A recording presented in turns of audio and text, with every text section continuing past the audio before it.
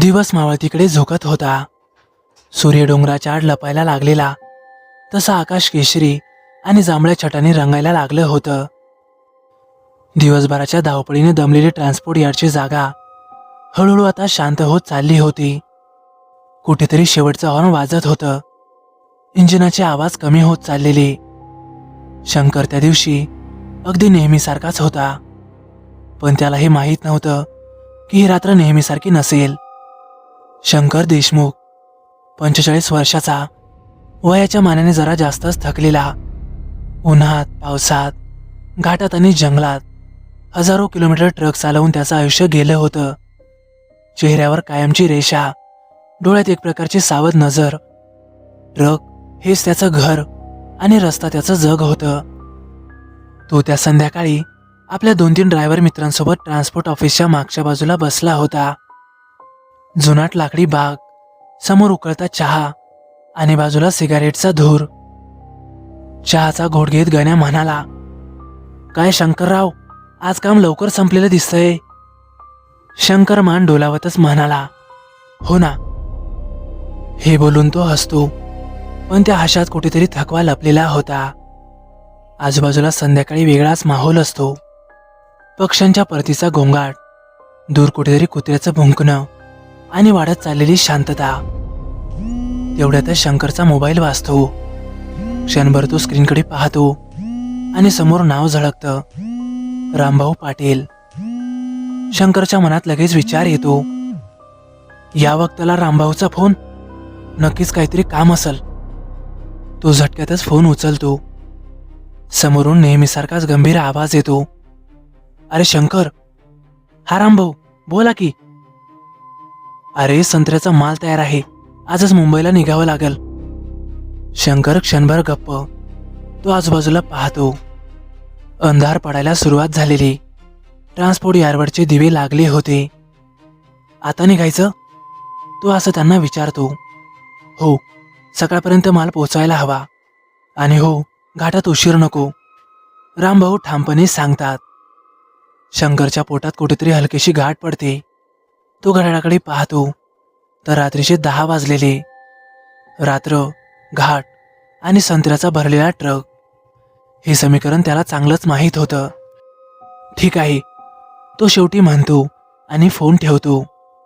मित्राकडे पाहून तो म्हणतो, "अरे, रामभाऊचा फोन होता. सकाळपतूर संत्र्याचा माल पोहोचवायचाय मुंबईला." गण्या खांदे उडवतो, "अरे काय करणार, ड्रायव्हरचं आयुष्य शेवटी.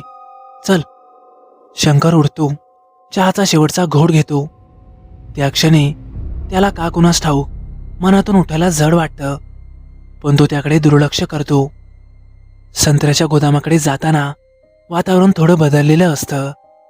मोठमोठ्या ट्यूबलाईटच्या उजेडात केशरी रंगाच्या पेट्या रचलेल्या ताज्या संत्र्याचा गोडसर वास हवेत सर्वत्र दरवळत होता. मजूर घामगाळ्यात माल चढवत होते. ट्रक मात्र उभा होता, मोठा, जुना, पण विश्वासू. शंकर ड्रायव्हर सीटवर बसतो. स्टेअरिंगला हात लावताच नेहमीसारखीच ओळखीची भावना येते. लोडिंग पूर्ण होतं. एक मजूर म्हणतो, "चला साहेब, ट्रक लोड झाला." शंकर झटक्यातच इंजिन सुरू करतो. ट्रकचा गरगराट रात्रीच्या शांततेला फाडून टाकतो. हेडलाईट्स पेटतात. तो ट्रक आता पुढे घेतो. ट्रान्सपोर्ट यार्ड मागे पडतं. मित्राचे चेहरे अंधारात फिरून जातात. आता फक्त रस्ता आणि रात्र. शहराच्या शेवटच्या दिव्यापलीकडे गेल्यावर अंधार अधिकच दाट होतो. रस्त्याच्या दोन्ही बाजूंना झाडांची गर्दी त्यांच्या सावल्या हेडलाईटमध्ये विचित्र आकार घेतात. रेडिओवर एखादं जुनं गाणं लागतं, पण आवाज स्पष्टसा येत नाही. इंजिनचा आवाज एकदम ठळक. शंकर खिडकीतून बाहेर पाहतो तर आकाशात चंद्र दिसत नाही, फक्त ढग दाटलेले. आजची रात्र काहीतरी वेगळी आहे असं त्याला नकळत वाटून जातं. आणि तेवढ्यातच त्याला कसारा घाटाची पाटी दिसते. तो एक खोल श्वास घेतो. "चला, घाट लागला," तो स्वतःशीच म्हणतो. ट्रक घाटाच्या चढावर चढू लागतो. रस्ता अरुंद, वळण तीव्र आणि खाली खोल दरी. थंडी ही आता वाढायला लागलेली. धुक्याची हलकी चादर रस्त्यावर सर्वत्र पसरलेली. हेडलाईटचा प्रकाश जेमतेम काही मीटरपर्यंत जायचा आणि त्यापुढे फक्त काळोख. शंकर स्टेअरिंग घट्ट धरतो.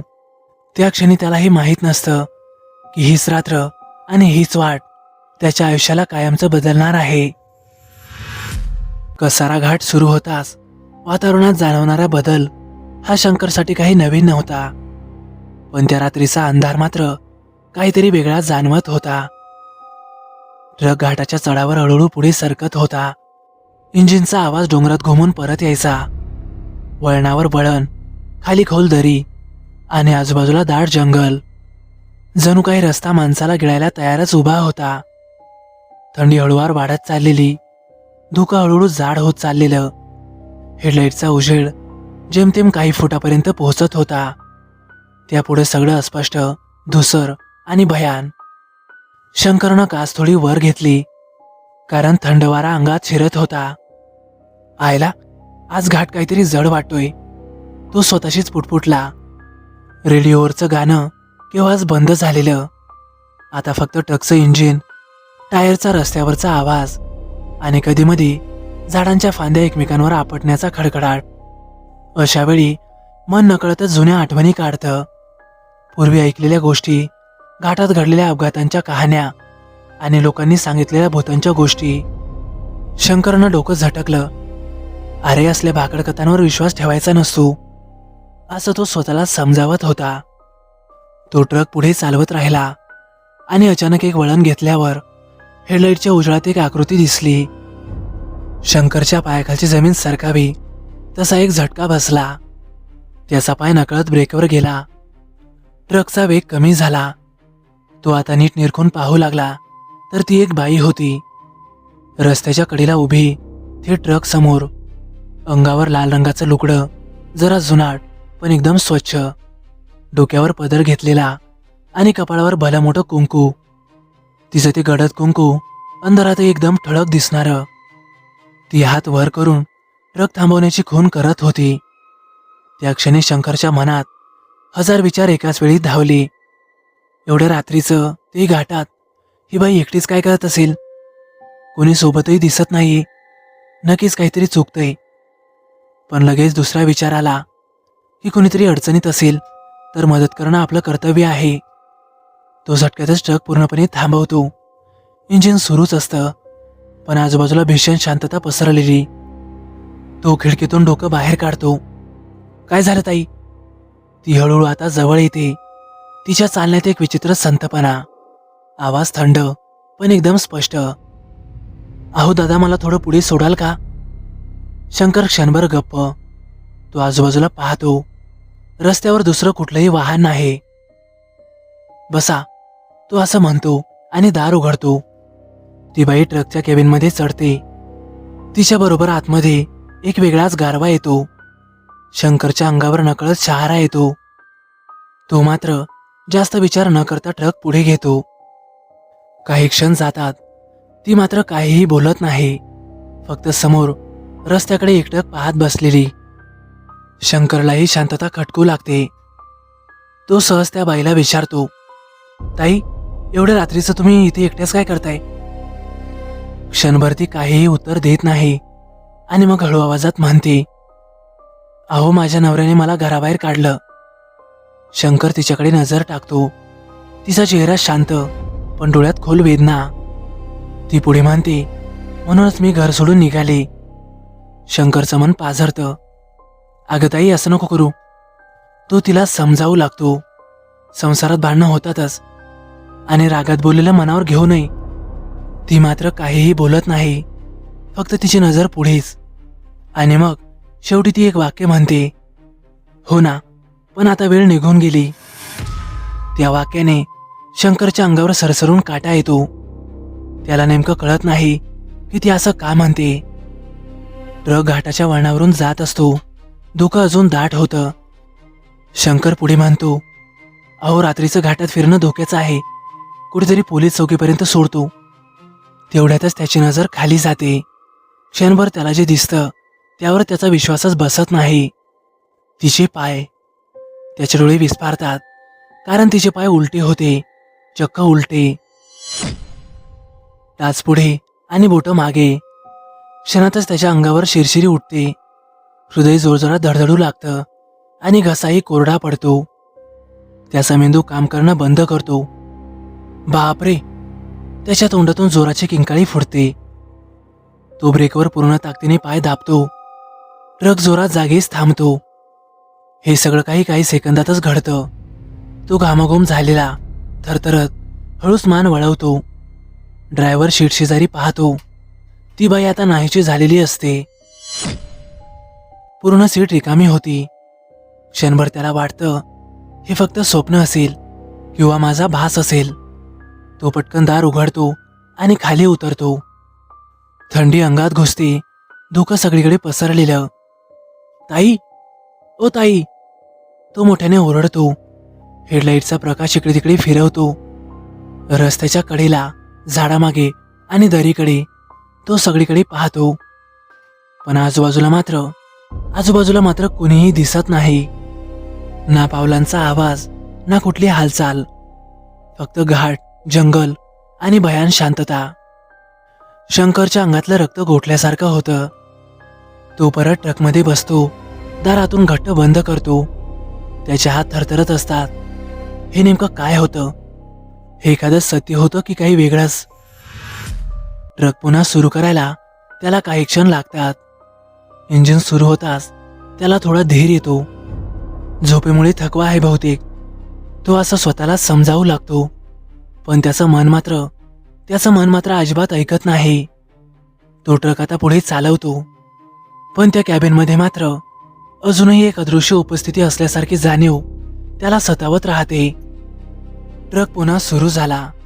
पण शंकरच्या मनात काहीच पूर्वीसारखं राहिलं नव्हतं. स्टिअरिंगवर घट्ट पकड असूनही त्याचे हात थरथरत होते. कपाळावर घामाच्या धारा, अंगावर थंडीची लहर आणि डोळे रस्त्यावर होते. पण मेंदू सतत मागे फिरत होता. लाल लुगडं, कुंकू आणि तिचे ते उलटे पाय, ते त्याने खरोखर पाहिलं होतं. हा फक्त एक भास असावा असं त्याला अजिबात वाटत नव्हतं. नाही, तो स्वतःशीच पुटपुटत होता. हे सगळं फक्त माझा भ्रम होता. घाटात असं होतं कधी कधी. पण मन मात्र मानायला तयार नव्हतं. ट्रक आता घाट उतरू लागला. वळणावरून वळण घेत असताना त्याला प्रत्येक सावलीत काहीतरी हालचाल दिसत असल्यासारखं वाटत होतं. हेडलाईटच्या प्रकाशात झाडांच्या सावल्या जणू कुणी हात पसरून उभं असल्यासारखं भासत होतं. आणि तेवढ्यात अचानकच पुढे त्याला थोडी गर्दी दिसली. पोलीस जीपचे लाल निळे दिवे चमकत होते. काही ट्रक आणि कार रस्त्याच्या बाजूला उभ्या होत्या. लोक काहीतरी कुजबुजत होते. काही जण डोक्यावर हात ठेवून उभे. शंकरचा ट्रक आपोआपच हळू होतो. इथे काय झालं असेल त्याच्या मनात प्रश्न उडतो. पण त्याचबरोबर एक अनामिक भीतीही छातीत घर करते. तो ट्रक बाजूला थांबवतो आणि झटक्यातच खाली उतरतो. थंडी, धोकं आणि गोंधळ सगळं एकत्र मिसळलेलं. तो जवळच उभ्या असलेल्या एका माणसाला विचारतो, "काऊ भाऊ, काय झालं इथे?" तो माणूस हळू आवाजात म्हणतो, "अहो, एका बाईनं आत्महत्या केली." शंकरच्या काळजात धस्स होतं. कधी?" तो अडखळत विचारतो. "अहो, 2 तासांपूर्वी."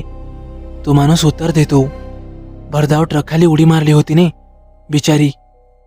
शंकरच्या कानात जणू भुंगा घुमतो. 2 तासापूर्वी? लोकांच्या गर्दीतून वाट काढत तो थोडा पुढे सरकतो आणि त्याची नजर त्या मृतदेहावर जाते. क्षणभर त्याचा श्वास थांबतो. कारण तो चेहरा, तेच लाल लुगडं, तेच कपाळावरचं ठळक कुंकू आणि तेच केस, बिस्कटलेले आणि आता रक्ताने माखलेले. शंकरच्या पायाखालची जमीन सरकते. नाही. त्याच्या तोंडातून आवाजही नीट निघत नाही. तो डोळे चोळतो आणि पुन्हा पाहतो. पण दृश्य बदलत नाही. हीच ती बाई, माझ्या ट्रकमध्ये बसलेली, माझ्याशी बोललेली. पण मी तिला आताच पाहिलंय. तो नकळत बोलून जातो. आजूबाजूचे लोक त्याच्याकडे विचित्र नजरेनं पाहतात. "अरे, काय म्हणतोय हा? बहुतेक याला धक्का बसलाय." एक पोलीस त्याच्याकडे पाहतो. "तुमचा ट्रक होता का इथे?" शंकर काहीच उत्तर देऊ शकत नाही. त्याच्या डोक्यात एकच प्रश्न घुमत राहतो. जर ही बाई 2 तासांपूर्वीच मेली तर मला ती आताच दिसली कशी? त्याचा श्वास वेगवान होतो. छातीत दडपण येतं. तो तिथून निघून जातो. त्या मृतदेहाकडे पुन्हा पाहायची त्याची हिंमतच होत नाही. तो परत ट्रकमध्ये बसतो. दार बंद करताच केबिनमध्ये एक वेगळंच दडपण जाणवतं. जणू हवा जड झालेली. तो झटक्यातच ट्रक चालू करतो आणि सुसाट वेगात पुढे निघतो. हे खरं असूच शकत नाही, तो स्वतःला समजावतो. मी जिवंत माणसाशी बोललो होतो. रस्ता पुढे सरकत राहतो आणि घाट मागे पडतो. पण शंकरच्या मनातला अंधार अधिकच दाट होत चाललेला. अचानकच त्याची नजर आरशाकडे जाते.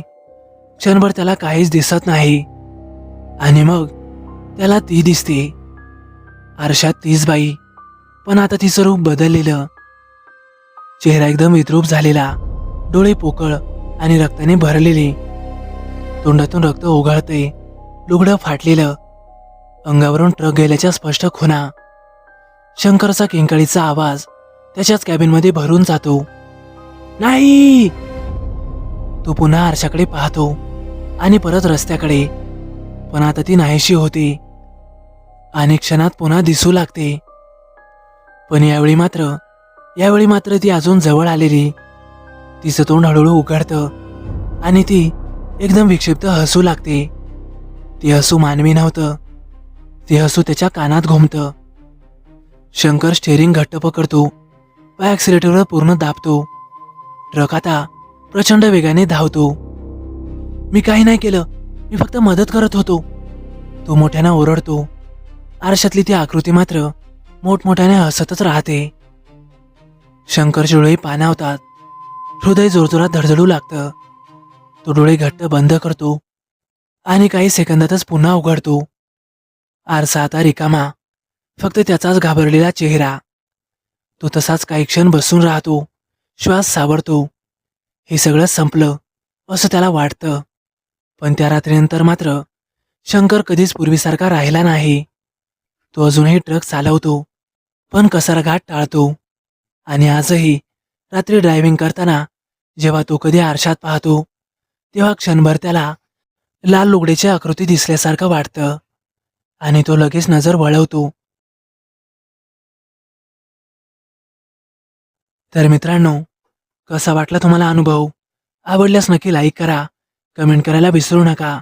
आणि हो, आपल्या चॅनलला आतापर्यंत सबस्क्राईब केलं नसेल तर नक्कीच सबस्क्राईब करा आणि बाजूला येणाऱ्या बेल आयकॉनलाही नक्की दाबा. तर चला मग भेटूया उद्या एका नवीन अनुभवासह. धन्यवाद.